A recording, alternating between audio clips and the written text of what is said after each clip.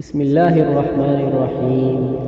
حضرت انس رضی اللہ تعالی عنہ سے روایت ہے کہ حضرت ابو طلحہ رضی اللہ تعالی عنہ کا ایک بیٹا تھا جو بیمار تھا۔ ابو طلحہ رضی اللہ تعالی عنہ کام کاج کے لیے گئے تو بچہ فوت ہو گیا۔ جب واپس آئے تو پوچھا میرے بیٹے کا کیا حال ہے؟ بچے کی ماں ام سلیم رضی اللہ عنہا نے کہا وہ پہلے سے زیادہ آرام میں ہے۔ بیوی نے ان کے ساتھ رات کا کھانا کھایا، انہوں نے نوش کیا، پھر بیوی سے ہم بستری کی۔ جب فارغ ہوئے تو بیوی نے کہا بچے کو دفن کراؤ۔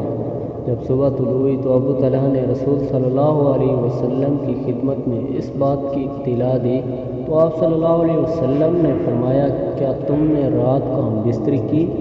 اس نے کہا ہاں کی۔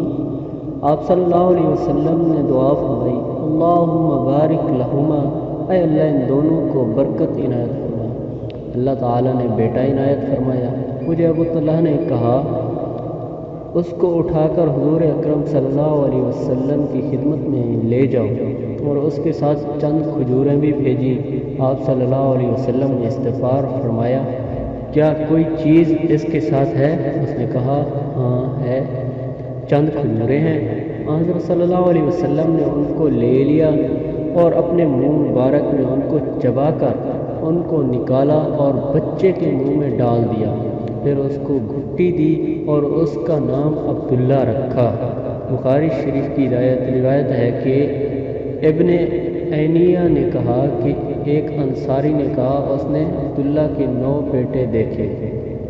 تو پلیز اگر ہماری ویڈیو اچھی لگے تو ہمارے چینل کو سبسکرائب، لائک، شیئر ضرور کریں۔ شکریہ۔